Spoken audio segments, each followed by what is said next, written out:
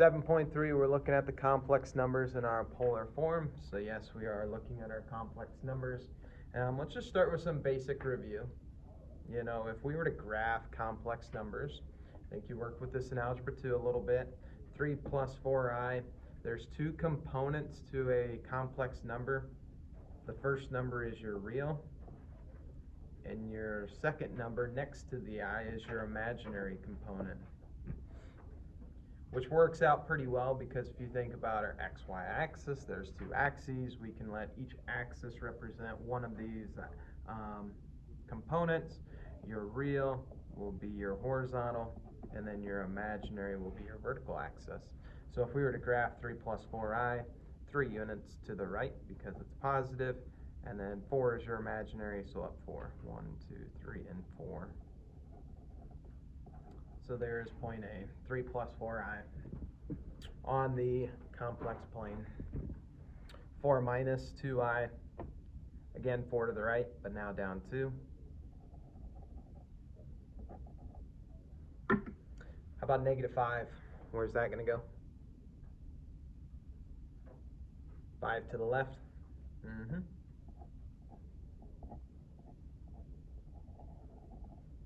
If we wanted to see both components, we could do this. We could say plus 0i, true statement. And then negative 2i, looks like we're going to go down 2 units.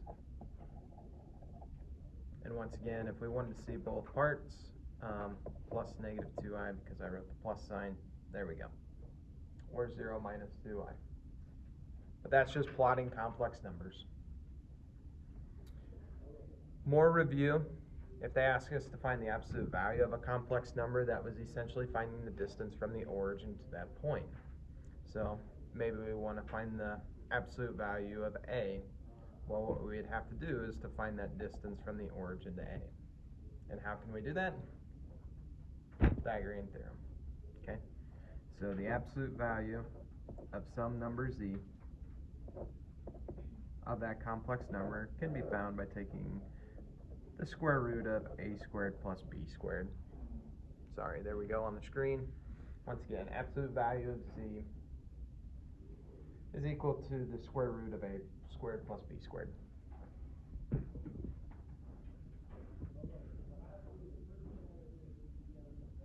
So all fine and dandy. A couple of other terms that we use for this is called the modulus or the magnitude. All of these are synonyms. It's just the distance from the origin to that point.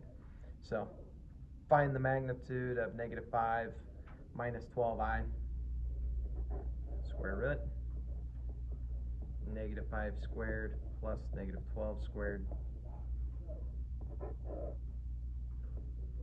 Some of you maybe saw this already before you even did it, but 5, 12, what completes that Pythagorean triple? Well, it ends up being 13. So once again, if we were to plot this complex number on the complex plane, draw the line going from the origin to that point, that distance would be 13 units. Let's do one more for good measure. 4 squared plus 6 squared. 16 plus 36, 52. Perfect square of factors of 52.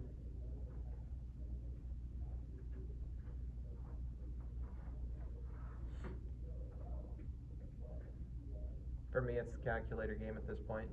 Is 4 a factor? So we could start with 4. Maybe it's the greatest, maybe it's not. 4 and 13. 13 is a prime number, so it's definitely not going to be able to be a perfect square root factor in there. 2 squared is 13. Questions on that? Once again, first page is all review. Let's get into the new stuff.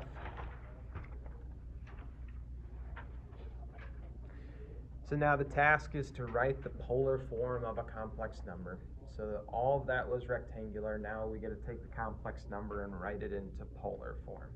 The good news is you've got some formulas to go by. Maybe the crummy news is they're maybe not as nice to work with. R times the quantity cosine of theta plus I times sine of theta. Once again, keep in mind, what is z? Well, z is your a plus bi. Z is your complex number.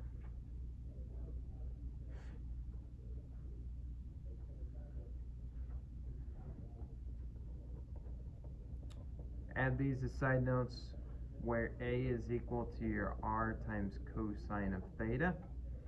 A, in a sense, is your x value. So we talked about that for the quiz we were going to take. X is equal to r times cosine of theta, right? So just think of a as your x, and then b as your y. So therefore, b is going to be equal to r times sine of theta. And then we also have in our back pocket tangent of theta. That was y over x. So in this case, b is your y and a is your x. Therefore, b over a.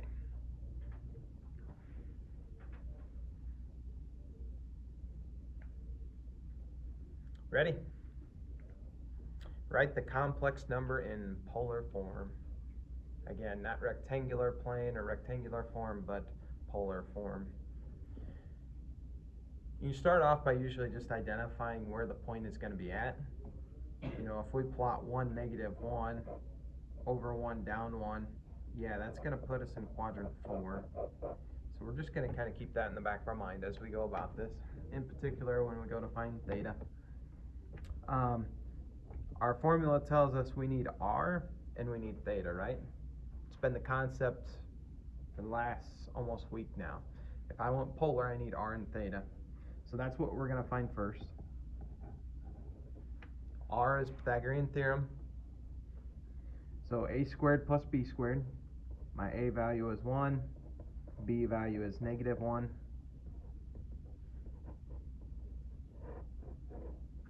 So yeah, r is going to be equal to the square root of 2. The other thing we need is that theta.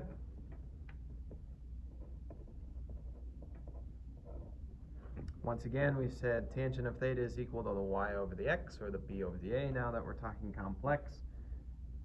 B value is -1, a value is 1.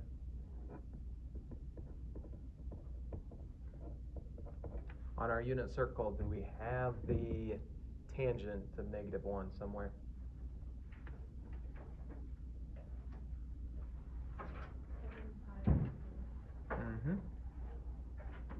And is it in quadrant 4? Let's check that. Yep. We said this point's going to be in quadrant 4, because is there another spot for -1? Yeah, so that's why I said that.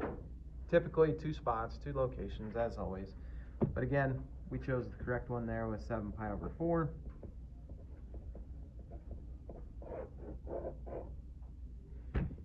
Ingredients are prepped and ready to go. Let's throw it into the formula. Z is equal to r times cosine of theta plus I times sine of theta.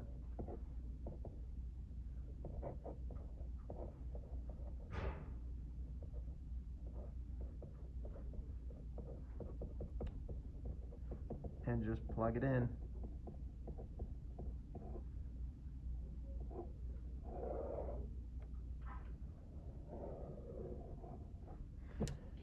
And believe it or not, that's your answer. It's not very friendly looking. It doesn't seem very simplified. It's like, oh, do I need to go find the cosine of 7 pi over 4? No, you're good with that. Again, that is the polar form of that complex number that was given to us. Let's go ahead and try it for B. A couple of talking points there. Our new complex number is 3 plus 4i. I always start with r because it's the easiest. 3 squared plus 4 squared.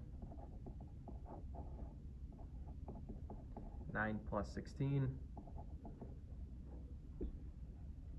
And once again, that Pythagorean triple, 3, 4, 5. So 5 is our distance from the origin to that point. Theta, inverse tangent of the b over the a. Is 4 over 3 on our unit circle somewhere? It's not. No, it's not one of those nice multiples of 30 or 45. So, long story short, we're just going to go ahead and use this. We could, if we wanted to, type it into our calculator and get a decimal approximation of that radian, but that's good enough. So, when we plug it in, I'll write it out one more time. R times cosine of theta plus I times sine of theta. R value being 5. Cosine of, now, we're just going to plug in inverse tangent of 4/3 for theta.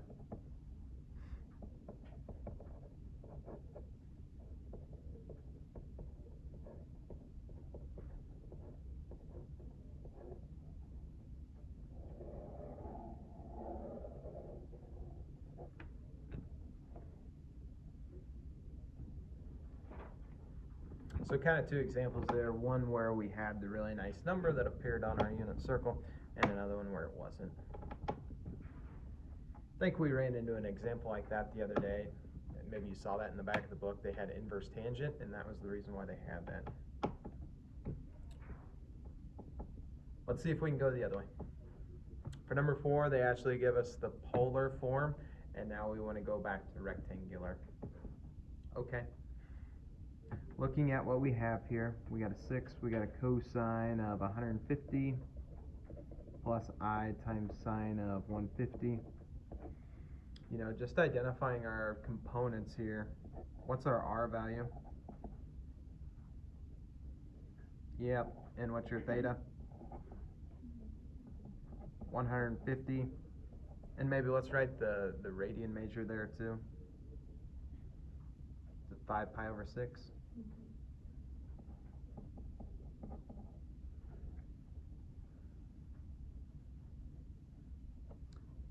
So yeah, if we go backwards from here,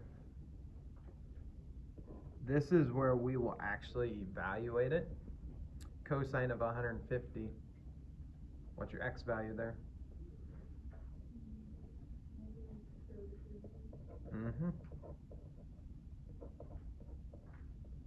And the y value?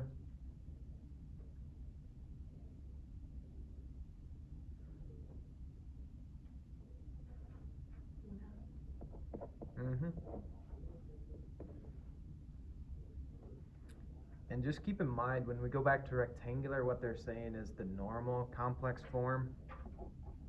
So a plus bi is what we're looking for. And we're really close to that. We just need to distribute now. 6 times that, negative 3 squared root of 3, plus 3i. And one more time, there's your a